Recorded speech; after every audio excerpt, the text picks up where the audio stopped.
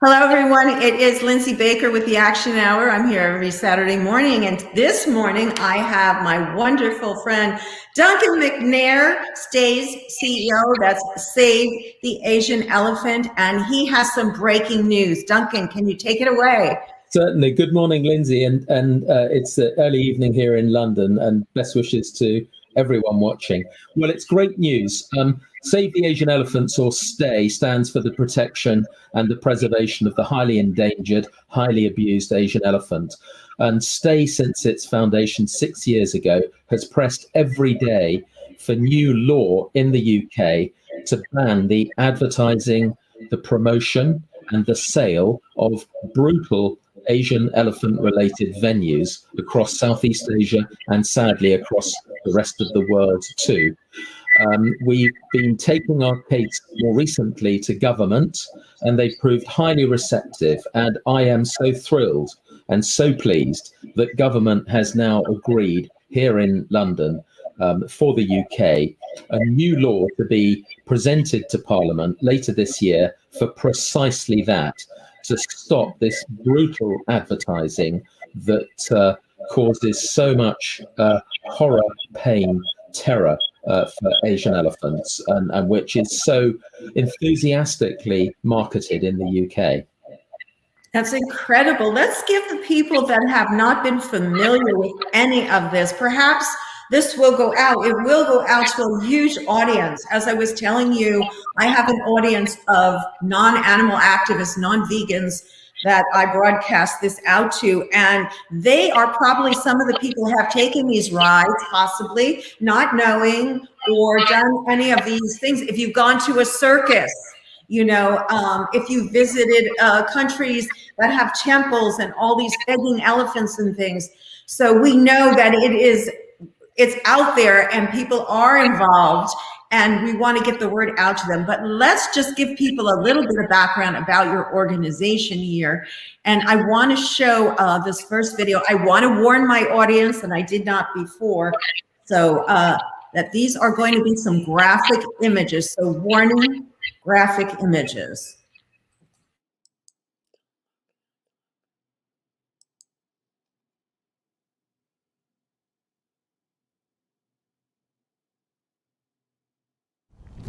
Duncan, you founded Save the Asian Elephant, or it's better known as Stae, isn't it? About 5 years ago? Yeah, that's right, in February 2015. And it came about, Megan, because I had just in fact finished a year-long project for the RSPCA, and I was so interested to look for another animal cause that I could perhaps help with. And people started telling me about the really terrible, unbelievable plight of Asian elephants. And I couldn't really believe how awful this was, and I wanted to find out for myself. So I planned a trip to India, which is the home of 70% of surviving Asian elephants, and I went to places that you might not immediately see, and I was so shocked and appalled at the brutality. Duncan, I've heard about the horrors of the Pajan, but what exactly does it entail for these elephants? Well, Pajan means the breaking of the spirits, and it's really the most brutal of any animal horrors I've ever heard. The baby is snatched from the wild, and it is isolated, starved and dehydrated, and then it is put in a cage and stabbed, ripped, beaten with planks and so on to break its spirits, psychologically, physically and so on. And the terrible tools of the trade. And we will get into the bullhook in a little while. Looks like I'm frozen. Can you hear me, Duncan? I can hear you very clearly. Thanks, Lindsay. Yes. Why don't you go take it away? For some reason, I'm frozen right now. So there I go. Okay. Okay. Well, that piece that you just showed, this starts to describe the horrors of Pajan, which is the sad, tragic rite of passage for any elephant that finds itself, almost every elephant finding itself in captivity. Elephants are illegally snatched from the wild. Their mother, the baby's mother, is often killed in front of it when they try to protect it, as are several of the herd members. And then the little elephant taken away and all this brutality committed on it to break its spirits for easy use in tourism. So it's compliant and lives its life in a terror. a bubble of terror. And this brutality continues throughout its life. It doesn't end there. It just begins there. And the elephant is kept in check and in terror every day of its life by the brutal use of the bullhook, this ruthless weapon with a fierce spike and a hook. Here's one that I myself got in India. It was covered in blood when I took it. And this is a ceremonial version for use on special occasions, can you believe? To torment, terrify, rip, and damage the elephant, just for no reason at all, just brutality. Elephants are supremely intelligent. They have extraordinary cognitive functions of memory, understanding, obedience. They don't need to be brutalized, even if you have to subject them to your command. So it's really utterly pointless and gratuitous, which makes... Let me ask you a question. I'm sure people are wondering, how did this whole process come about that they use this technique? I'm sure my viewers are wondering if there are alternate ways to do this. I mean, obviously the whole thing is horrible, capturing them and taking them, stealing them from the wild. But let's say there are other ways. If you are going to do it, why would they pursue this method? Well, completely pointless. The long history of elephants with man, of course, goes back millennia. Elephants have served man in war and in work for thousands of years. But it's only been in the last 50 or 60 years that this brutality has been visited on elephants. Elephants can be taught through what's so-called positive reinforcement. They don't need brutalization. It's utterly unnecessary. And if you really have to take elephants into captivity, and by the way, why on earth can we not have just genuine ethical sanctuaries where elephants are observed from a safe and respectful distance, exhibiting natural behavior in a herd, which is a truly wondrous sight? Why do they have to be taken into close confinement and brutalized and made to do absurd tricks like handstands and football and so on? And yet what's happened is, simultaneous with the explosion in the package tour industry 50 or 60 years ago, there was an enormous demand, which incidentally, sadly, is ever growing in the Asia Pacific region and Southeast Asia, to see elephants. The idea, people have got in their heads that tourists want to see them standing on their heads, or standing on top of each other, or playing football or selfies and riding, rather than seeing their wondrous sight from a distance in the natural habitat. And so it's been this relentless commercialization of elephants, more and more of them poached from the wild to be brutalized in this way for supposedly entertainment of humans. Well, plenty of good money can be made by if you need to commercialize elephants, by doing so through the means of genuine sanctuaries where they're treated properly. I should say this as well, that what is good for elephants is most certainly good for humans. And what I mean by that is that to be close to an elephant is in close confinement with all these ridiculous tricks is deadly dangerous for humans. This is another aspect that's been suppressed by the travel industry.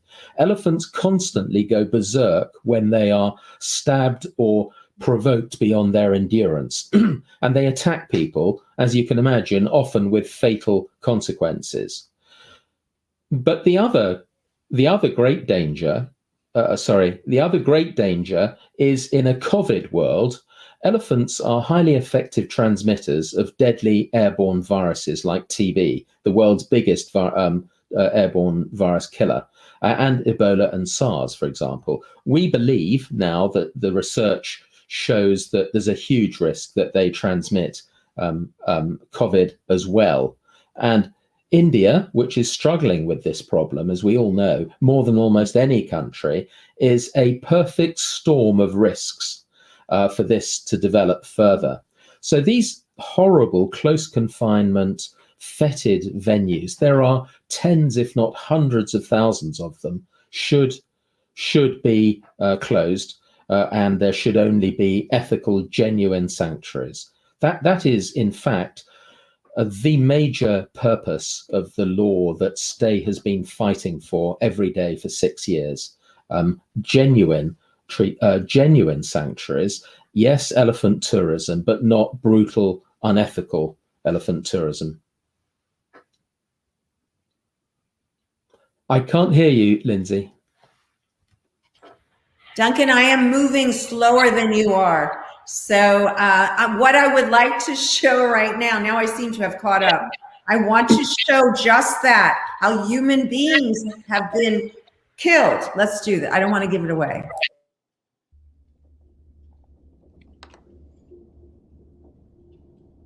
Every year, thousands of people visit Nong Nooch Village Park for elephant displays, to watch these magnificent animals perform acts completely incongruous with their wild nature. To ensure they work effectively, teams of handlers torture and beat both babies and adults daily, ensuring the elephants are kept in a traumatized state of submission. But the shows can be no less devastating for the tourists who watch them, as Helen Costigan discovered tragically after traveling to Nong Nooch with her father and sister.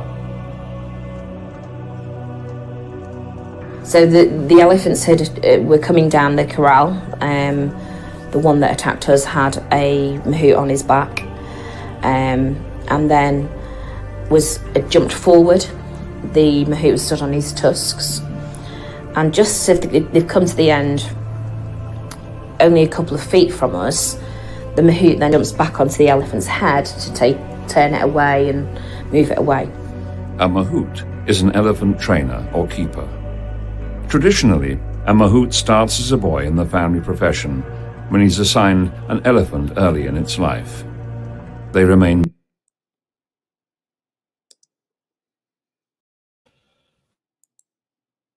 came down, we were sat roughly the same height as this. Yeah. And the elephant is, as it were, there. Yeah, and then its head came down and it was a straight attack.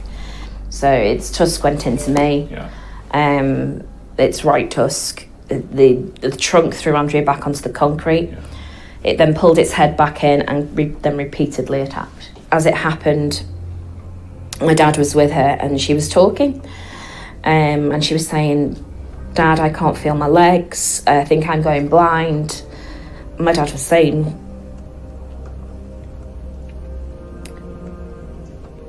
"He'll be okay." We got to the hospital, we think roughly around 4 p.m. And she died on the operating table around 8:30 that night. What do you say to the government, the UK government minister dealing with this issue, who has told Stae that tourists should just assess such places for themselves and report back to their travel agent after returning home? Andrea didn't get to come home. She came home in a coffin. Elephant riding topped a recent poll as the cruelest of all tourism practices. A letter to your MP can be downloaded at www.stae.org.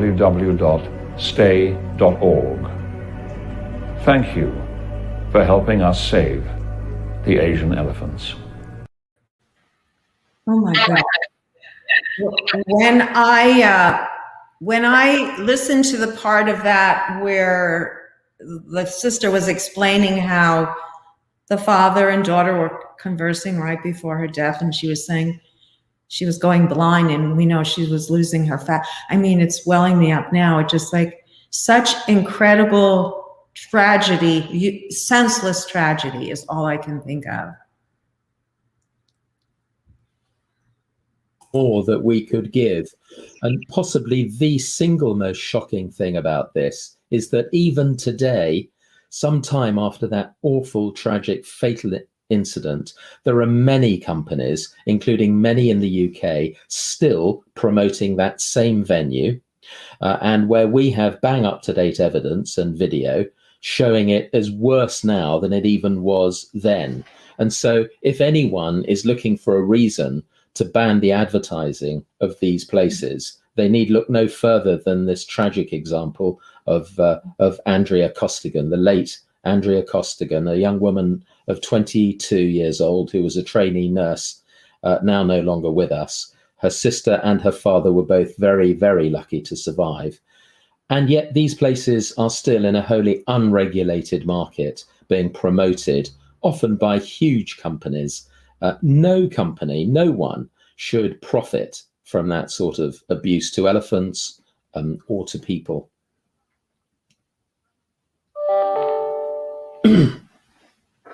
I can't hear, sorry. Why is it that a story of this magnitude didn't get out to the mass media, or did it?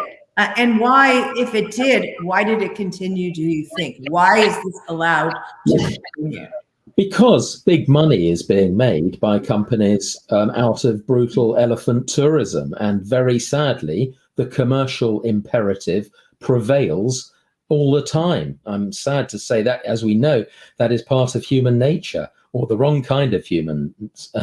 And until there is the compulsion of law, all the promises made to Stae about change by the travel industry are just words. They are useless. And the force of law is important. Law is important. I'm a practicing lawyer, so I have a special interest, but law is important to all of us because it sets a bar. The nation speaks through its elected representatives and says, this kind of behavior is just not acceptable, and it attracts penalties and sanctions. And it is wrong for any country to allow a thriving market that is so grotesque and medieval. It does no good for the country. And indeed, all of this stuff does no good for India, Thailand, and the other countries where it's happening, where incidentally, the abuse of elephants is, on a local law basis, profoundly unlawful. But none of these largely Western companies are being restrained at all. So this law that we are urging on government, that it has now promised, a promise is not a law. We must see this law through. And we are going to ask all our friends across the US and everywhere to support us to get this law through, because it's the beginning. It's not the end. It's the beginning of real change for the elephants. And I might say, change for many other species brutalized sadly in excessive, horrible tourism. And what applies to the UK absolutely applies in the US. We know there is huge support for this across the US. We get a lot of enormous amounts of support from people on our petition, through every means, social media and email and everything.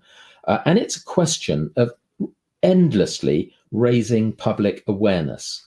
The strength of this cause is that when this cloak of secrecy that has been draped across these horrors, I'm sorry to say, largely by the travel industry, is stripped away, and people are in command of the basic facts, they are virtually, to a man and a woman, horrified and desperate to see change.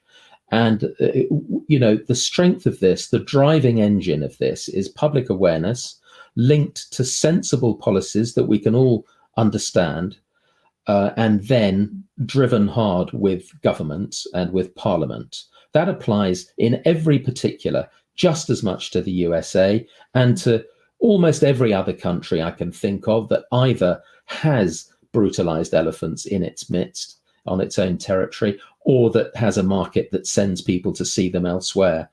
And so one of our big calls to action at Stae is to the people of the US to please support us in getting this law through here in the UK. And my goodness, we will support you in doing the same in the US.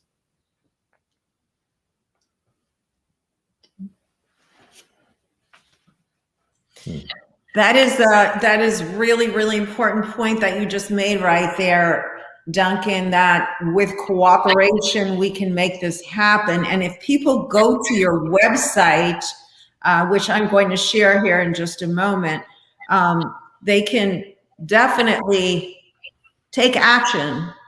Absolutely. Let's go ahead and share this. bring this up here, and Yes. I will behind the scenes. You can tell me which link would you like me to click on here? There's a little button on the screen. It rolls sideways, but you'll see sign the petition. Now that's a good starting point. Our Sign the petition. Down here? No, it's if you go back to where you were, you'll see a little oblong bar there in the middle. It rolls to yeah, you'll see it in a second. Okay. Sign the petition. If you hit that and sign, that's good. It's already huge, but we want everyone, including the government. Sign our petition. Let's go there for a second. So if you go there and sign it, also come on our social media, Facebook, Twitter, Instagram, and support us in every way, like our posts and so on. But then there's plenty else that people in the States and elsewhere can do.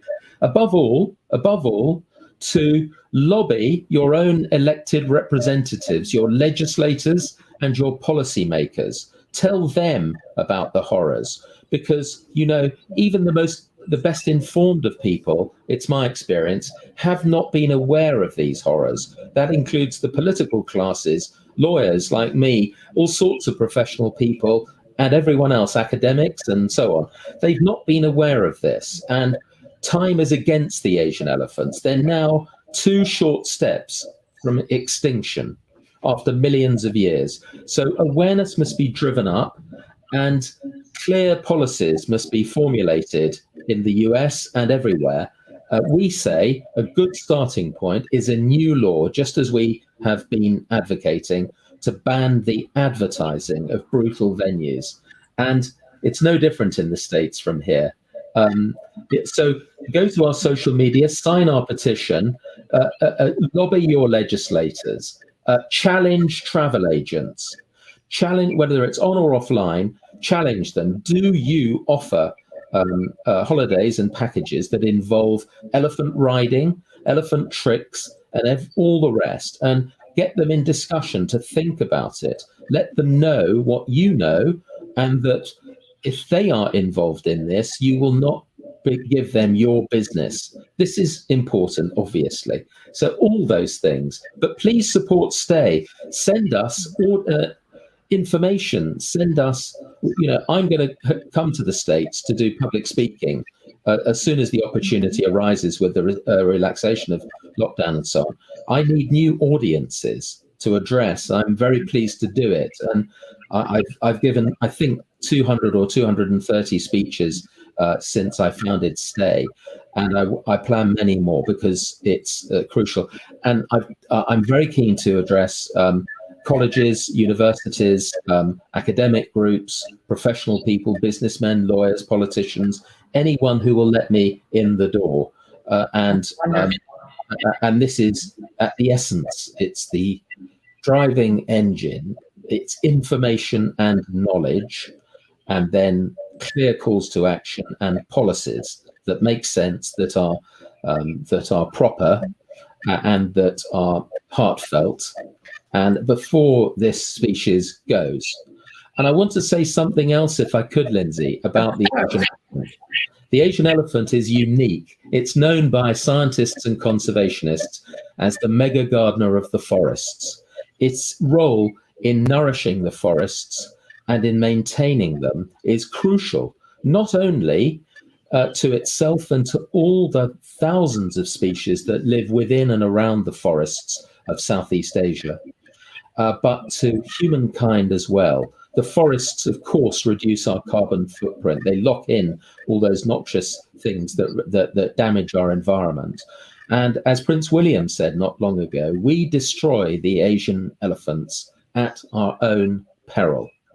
So aside, even if you don't care about the welfare of elephants and their deep suffering, if you care about your fellow humans, you should be supporting this move. Elephants are incredibly important in that way.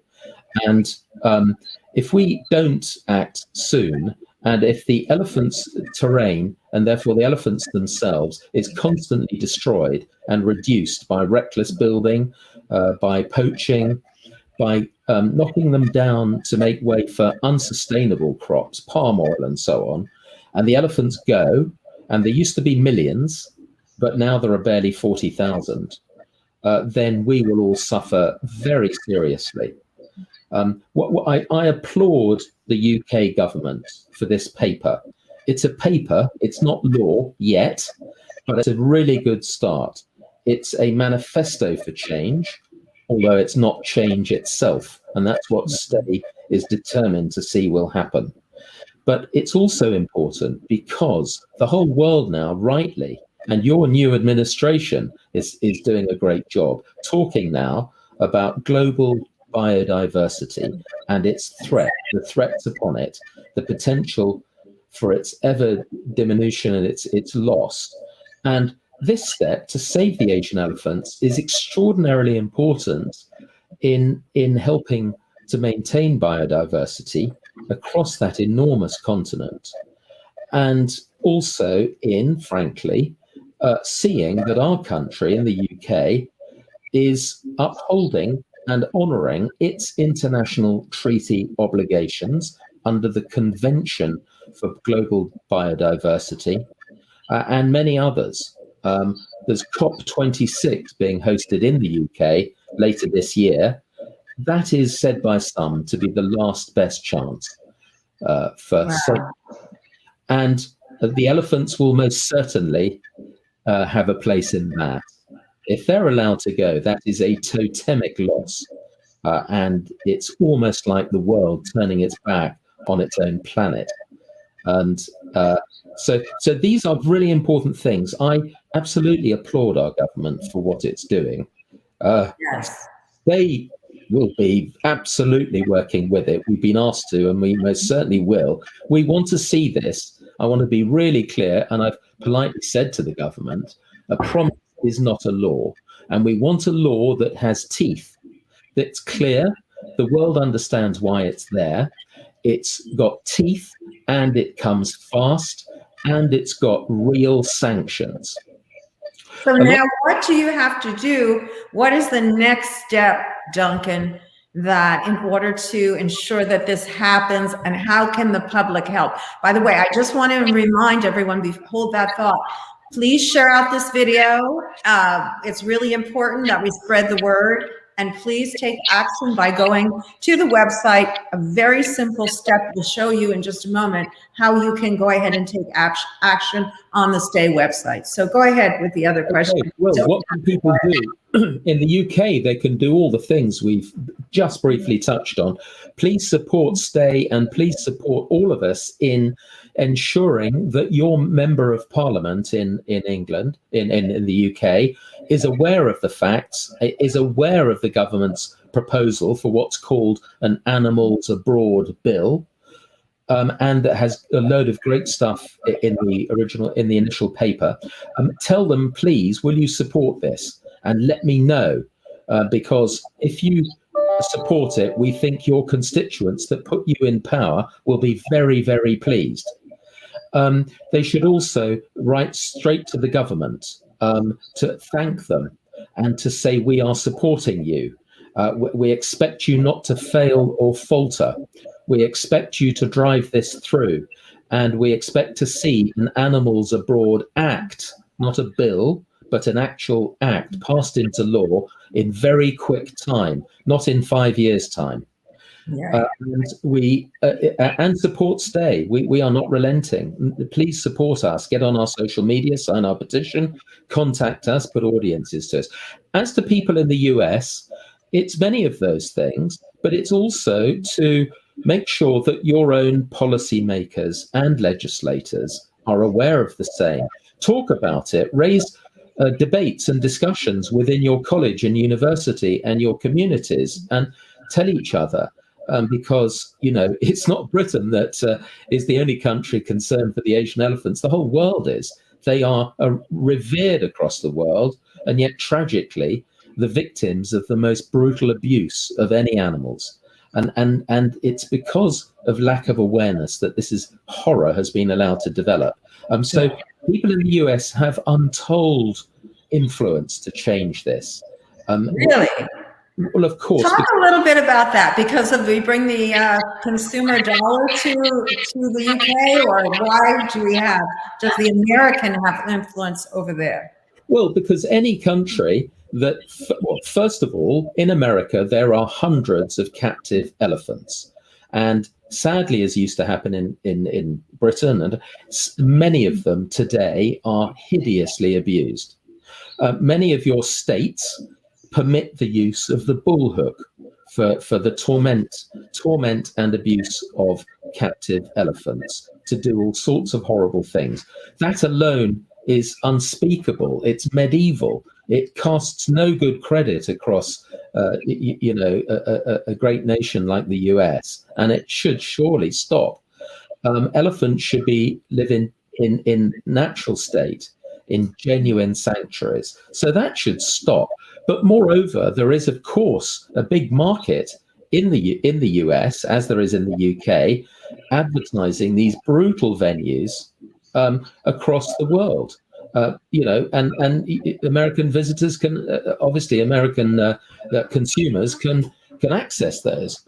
We need a law in the States, as in all other countries across Europe, Australasia, Eastern Europe, everywhere, that stifles knowledge and therefore demand for these places, which then should stifle supply. Now, of course, not everywhere in the world is a functioning democracy. And there are countries, and we hardly need to name names, that send vast numbers of people into the elephant range states of Southeast Asia, like Thailand and so on, to see this abuse. And we can't easily get to them, and we can't speak to them as friends squarely as we do to the US. Please, can you think about a law like this? And sadly, for example, China alone used to have millions and millions of indigenous elephants, even up to around 1900. Now, China has barely 200 elephants left. 200, wow. 200, and it slaughtered all the rest, partly in tourism, but of course, as you know, for their ivory and for supposedly medicinal compounds of different sorts. They've gone. And so, the example that China has set is sadly a disaster. And now, sadly, very sadly, they are busy, or certain businessmen and so on are busy exporting illegally captive, elephants snatched from the wild unlawfully in some of the far to the west as India and other range states into China to put them to work. You can imagine the lives they will lead in circuses and in so-called zoos and entertainments of different sorts. It's a total tragedy, and some of the things that I have seen and my team have seen are absolutely heartbreaking of what becomes of these elephants. Do you know, Lindsay, for example, that many of these elephants are bought to order at colossal prices? I mean, $100,000 or $200,000. And they're only bought on the basis that they can already perform a long menu of tricks.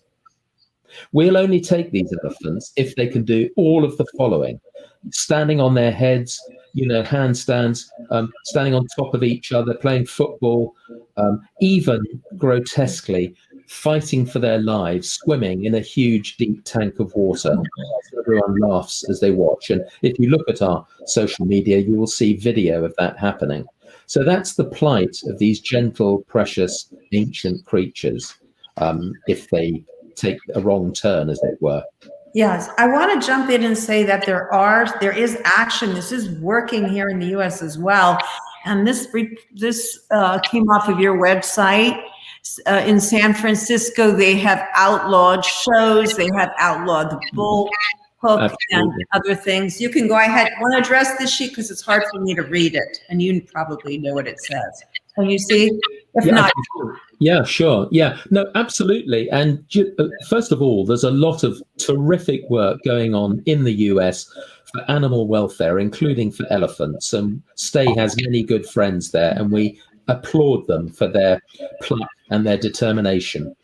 And it's, to me, extraordinary that is the leading nation of the West. I mean, the USA that it allows some of the brutality that still goes on. Hats off to California, because yes, it did abolish the use of the bullhook. Absolutely right.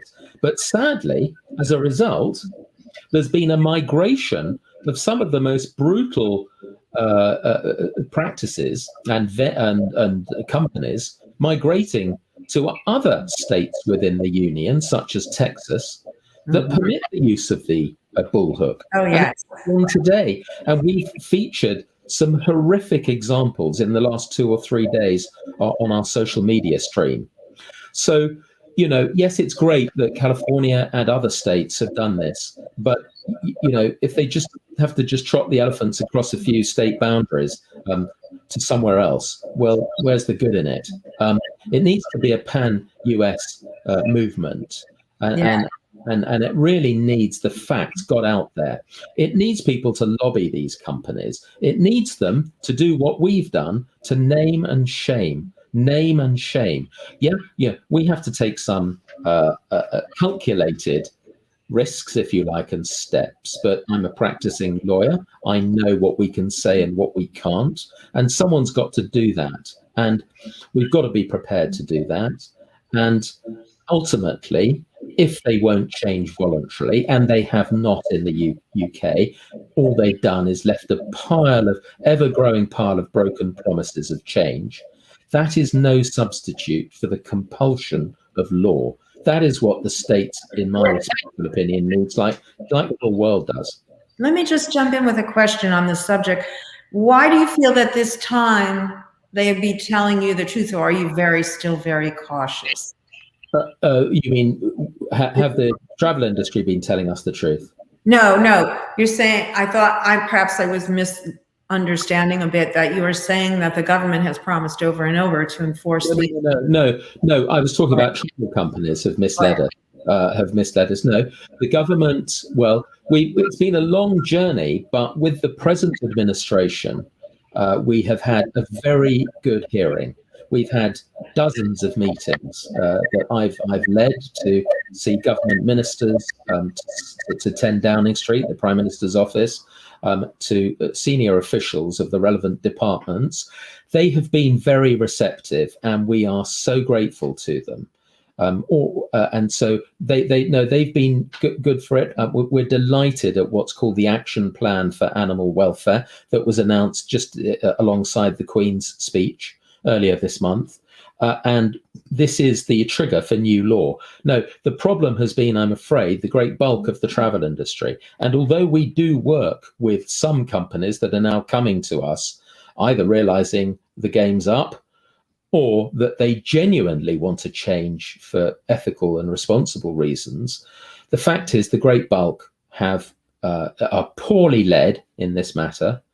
And they have been telling us one thing and doing another. I could give you, and we have a huge database now, going back years, of these abuses, these untruths. And it's very sad to say it, because we wish well to the travel industry, but we do not wish them well in any enterprise or venture that is predicated on brutality to endangered species. It's just wholly unacceptable. No company should make money out of it. It's a travesty and a slur on our country's name. Well, when you say you can work with them, and that some of them are coming to you, what sort of help or support can you offer those that are trying to change? Well, a lot of them want to know more about the facts. They start often by saying, what are we doing wrong? Well, you have to take a pinch of salt, but you should say, well, start looking at your own website and see the venues that you are advertising for sale. And then they say, what's wrong with an elephant ride? So you have to start sometimes from, the very beginning. I mean, elephant riding is wrong because the great majority, virtually every elephant that's been that admits people onto its back for rides has been brutalized into doing so.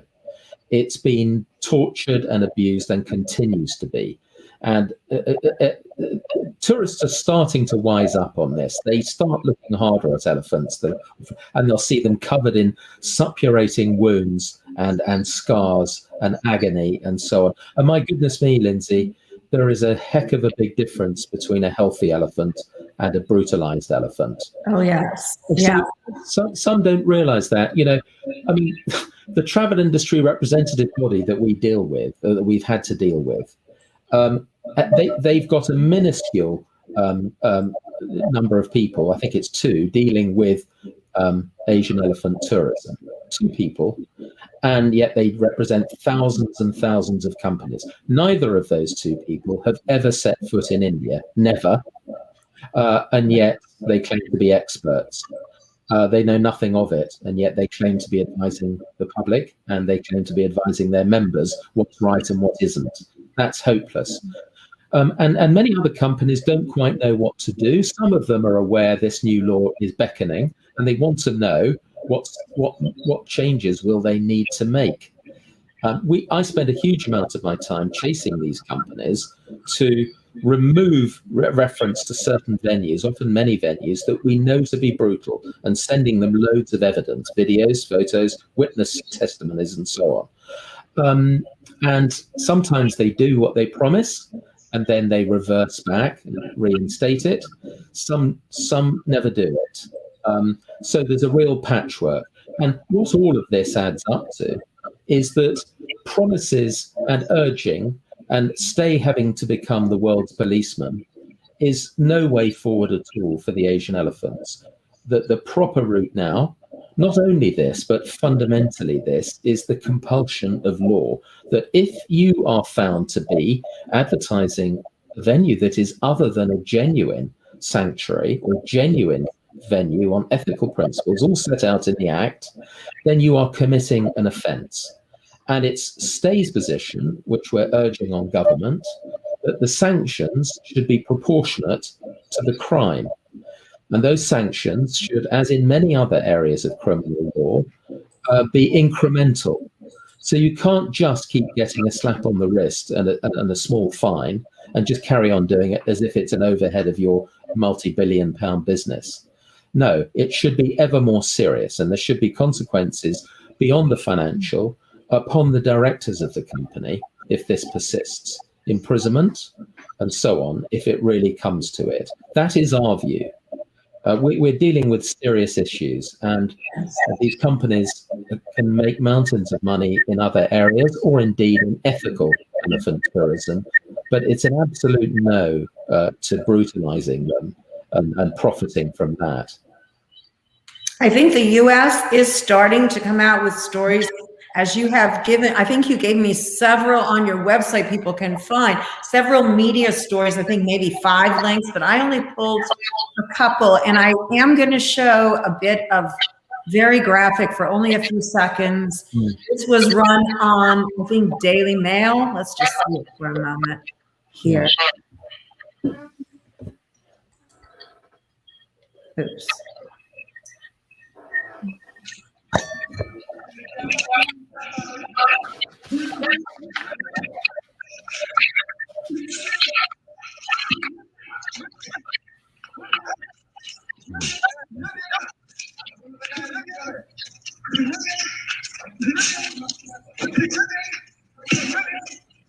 Feeding.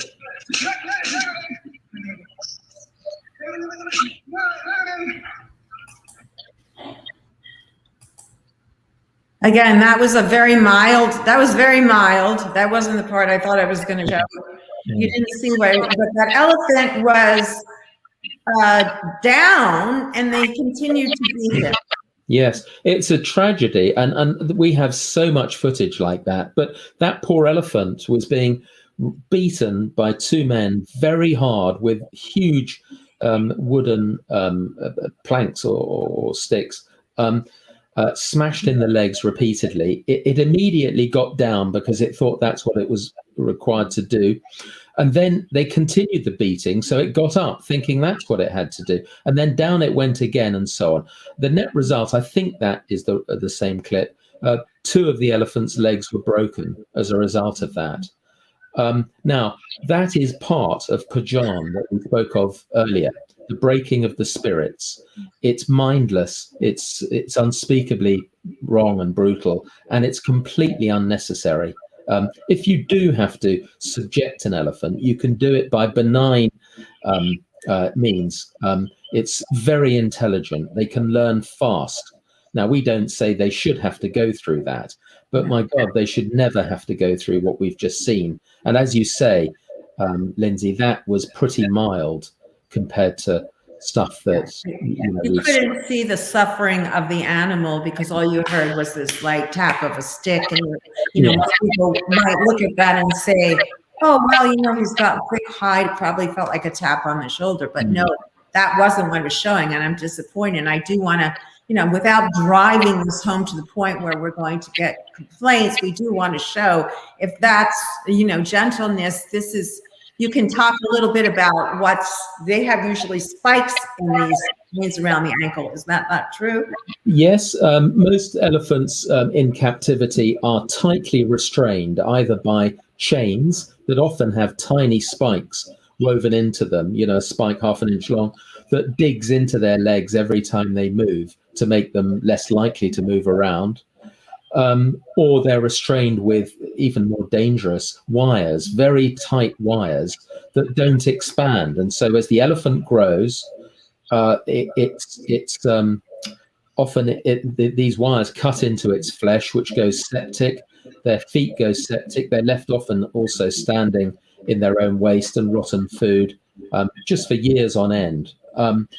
And these are deadly things. They get blood infections, they fall over, and after years they die. I've seen this happen to elephants. I saw three actually, elephants in that dreadful state in an enormous temple in India. And they look in your face, they look in your eyes, silently screaming at you. They are so expressive. And this is why I call it, and millions call it, the worst animal cruelty in the world. From beginning of their incarceration, they're taking into captivity, to the end of their pitiful lives, it must be for them physically, mentally, psychologically, absolute horror. In differing degrees, but the generality of it is brutal and awful. It's just medieval. And it casts such an outrageous slur on everyone involved. And I want to be clear that, of course, these acts in the main are happening within the range states where the elephants are indigenous and taken into captivity. But it is very largely Western companies that are generating the demand, that are advertising all of this, and that are making really big money out of it. I would love to reel off to you name after name. It would go on for hours of the companies we know and have exposed as doing this.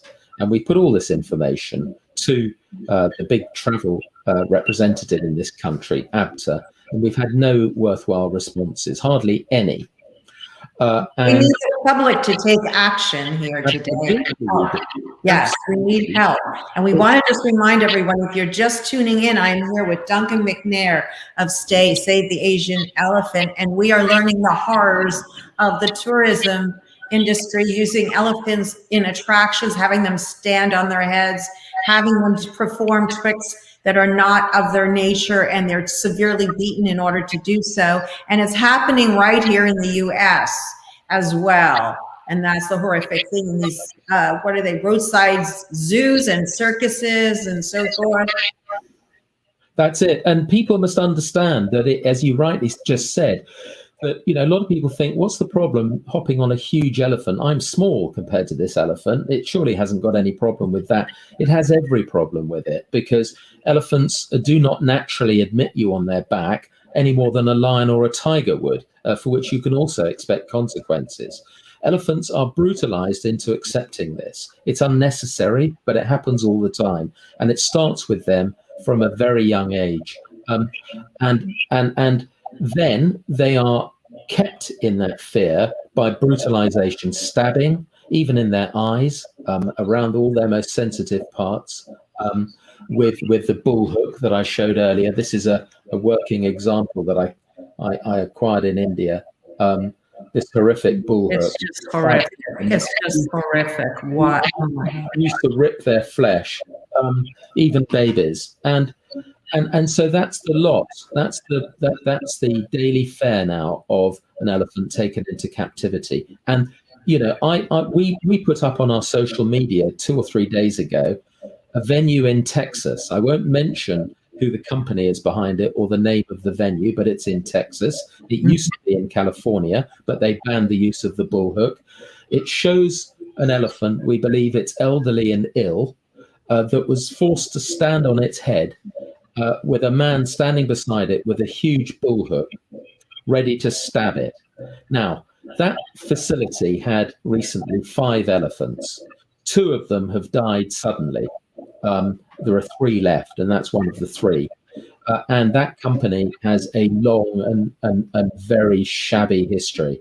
And I'm not going to mention its name, but it's such a travesty. And I can only think that if public awareness is relentlessly driven up, that these things are outed and public opinion will prevail.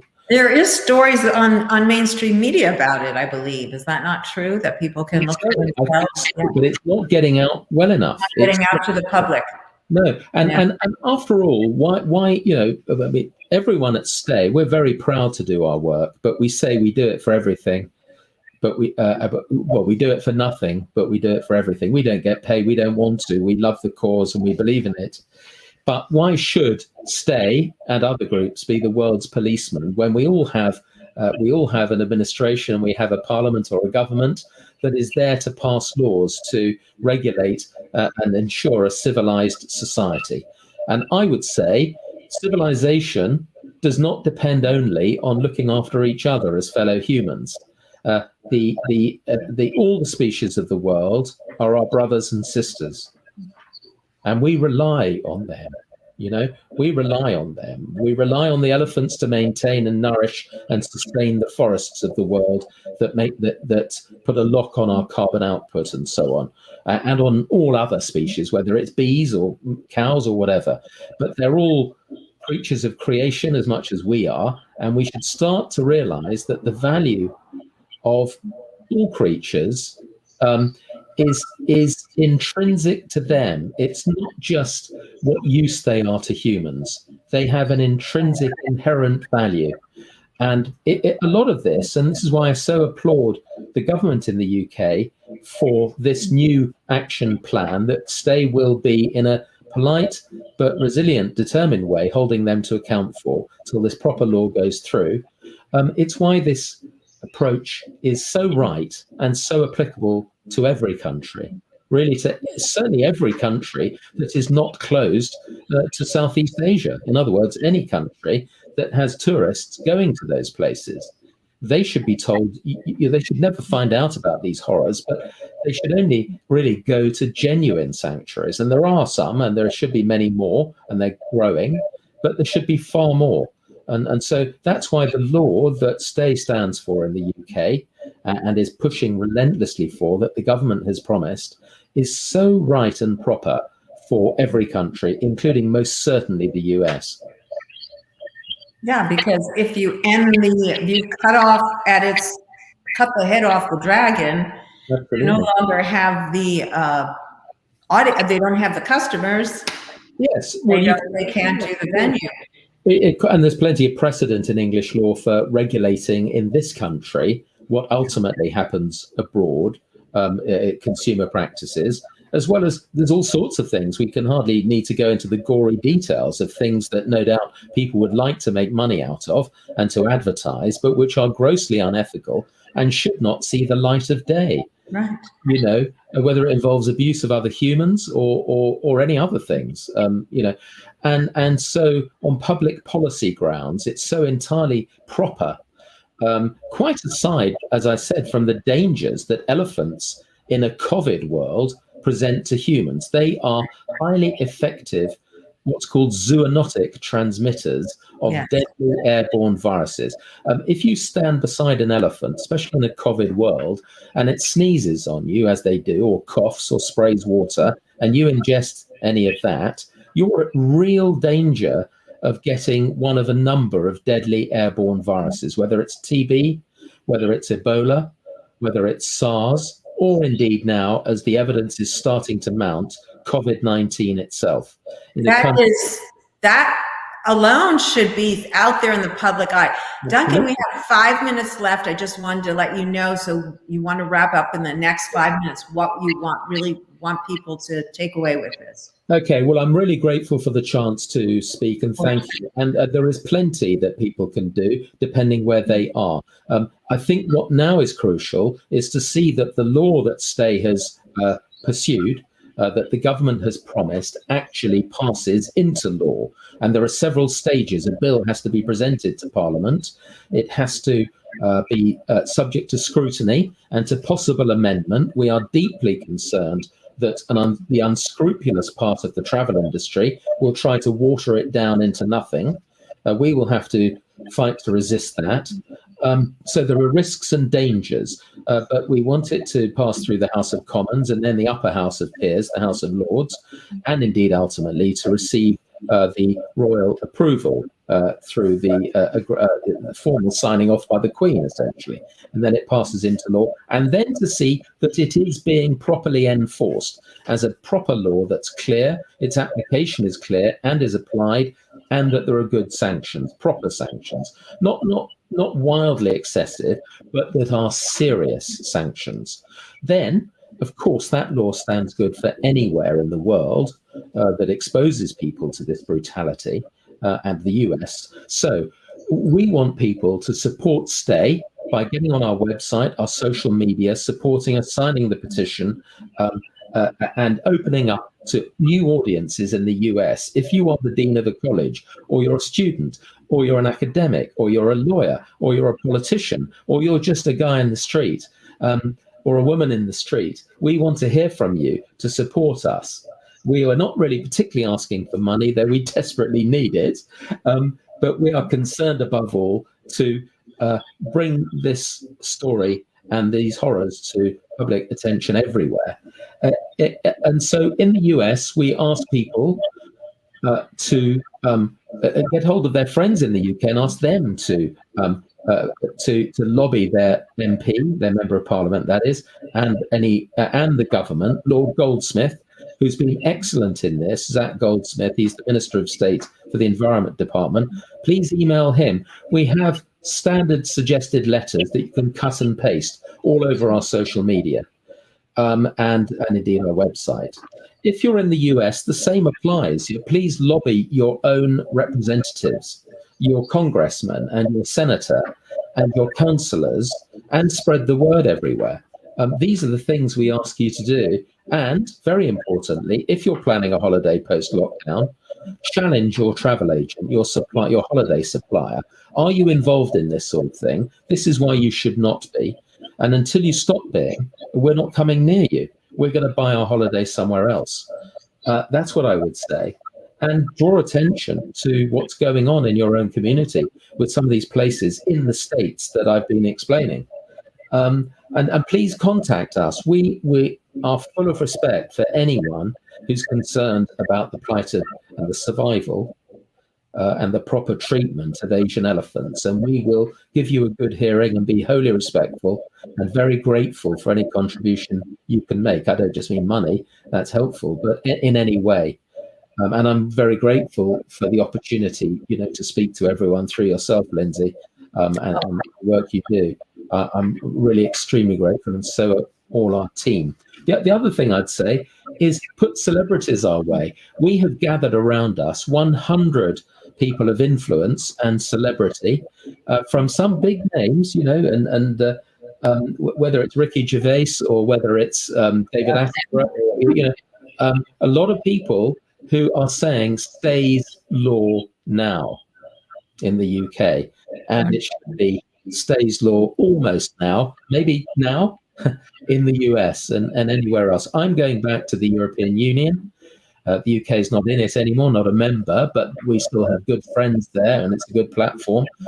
And people across Europe, I've spoken on this in Strasbourg and Brussels. I've had a very good reception. There are people with a beating heart in their breast across Europe as much as the UK and in the US, and they, when they hear the horrors, are moved and want to change it. And so that won't stop, and it should apply everywhere. Thank you, Duncan, so much. Unfortunately, we have run out of time. We're at the top of the hour, and someone else will be coming on with another important message. But thank you for being on. We will keep in touch. We will have you on again as this unfolds. Please, everyone, share this out. Take action. Go to the Stae website. Also, one last thing, I will be posting in the comments your social media so that people can find that as well. That's really appreciated. I'm so grateful for everyone listening to me and exchanging with you. It's been really good, and it's the lifeblood and the hope for the future of this ancient species and maybe others as well, that we get the word out there. Thank you so much, Duncan. Thank you, everyone. Bye-bye. Thank you, everyone, for watching. Bye-bye. Thank you. Bye.